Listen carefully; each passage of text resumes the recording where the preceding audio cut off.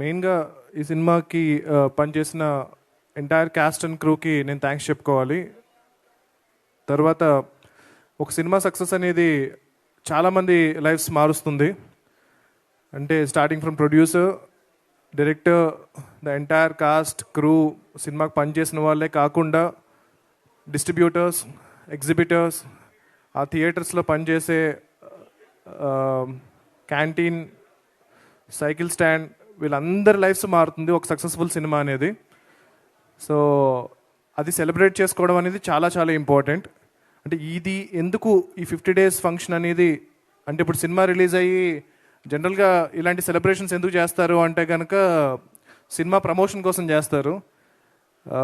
కానీ 50 days అయిపోయిన తర్వాత ఇంకొక 20 లక్షలు ఖర్చు పెట్టి ఈ ఫంక్షన్ ఎందుకు చేయాలి అన్న క్వశ్చన్ ఒకటి ఉంటుంది. సో ఎందుకు మళ్ళీ డబ్బులు వేస్ట్ చేయడం, ఆల్రెడీ మనం సక్సెస్ అయిపోయాం కదా అని చెప్పి అనుకుంటాము. కానీ it is very important to tell the people that ఇలాంటి ఒక సినిమా 50 రోజులు 150 థియేటర్స్లో నడిచింది అన్నది చాలామందికి ఒక నమ్మకాన్ని క్రియేట్ చేస్తుంది, చాలామందికి ఒక కాన్ఫిడెన్స్ క్రియేట్ చేస్తుంది, చాలామంది ఇన్స్పైర్ అవుతారు. అరే మన సినిమా చాలా కష్టపడి చేస్తాము, ఒక వీకెండ్ ఆడుతుంది అంతే, దాంతో మన డబ్బులు వచ్చేస్తే చాలు అన్న మైండ్ సెట్ నుంచి మనం సినిమా తీస్తే ఇంకా 50 రోజులు ఆడుతుంది, 100 రోజులు ఆడుతుంది అన్న ఒక నమ్మకం కొత్తగా వచ్చే ప్రొడ్యూసర్స్లో కానీ డైరెక్టర్స్లో కానీ కల్పించడానికి ఈ పర్టికులర్ ఈవెంట్ అనేది చాలా చాలా ఇంపార్టెంట్. అంటే నా విషయానికే వస్తే కనుక నా ఫస్ట్ ఫిల్మ్ నాని గారు ప్రొడ్యూస్ చేసిన సినిమా.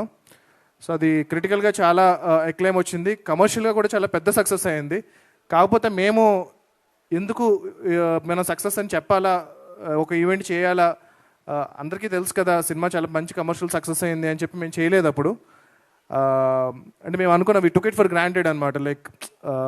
కానీ చాలామంది నాని గారు నేను అనుకుంటూ ఉంటాము చాలా మంచి క్రిటికల్ సినిమా చేశారండి, కాకపోతే ఆ సినిమాకి కమర్షియల్గా కూడా హిట్ అయితే బాగుండు అనుకుంటారు. బట్ యాక్చువల్లీ అది చాలా పెద్ద కమర్షియల్ హిట్, పెట్టిన దానికన్నా నాని గారు చాలా ఎక్కువ డబ్బులు వచ్చాయి.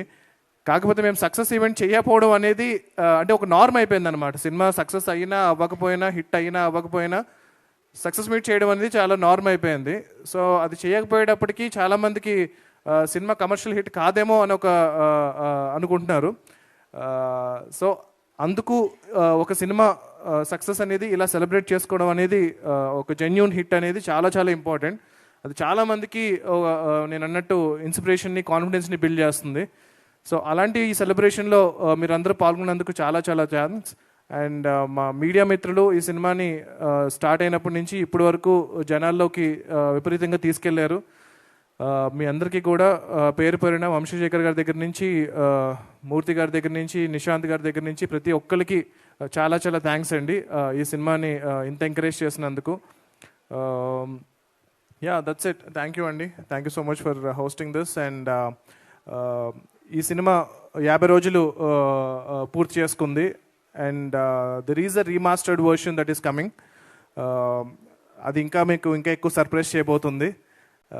అది కాకుండా ప్రశాంత్ వర్మ సినిమాటిక్ యూనివర్స్ నుంచి ఇది మా ఫస్ట్ ఫౌండేషన్ ఏదైతే పడిందో హనుమాన్ అనే సినిమా, అది మేము బిల్డ్ చేయబోయే చాలా పెద్ద యూనివర్స్కి చాలా హెల్ప్ అవ్వబోతుంది. అంటే మేము ఈ సినిమా జస్ట్ సక్సెస్ అయితే స్లోగా ఒక 20 ఏళ్లలో చేద్దాం అనుకున్న పని అంతా కూడా ఇప్పుడు ఒక 5 ఏళ్లలో చేయగలుగుతున్నాము. దాని అంతటికీ మీరు ఇచ్చిన ఈ సక్సెసే మెయిన్ కారణం.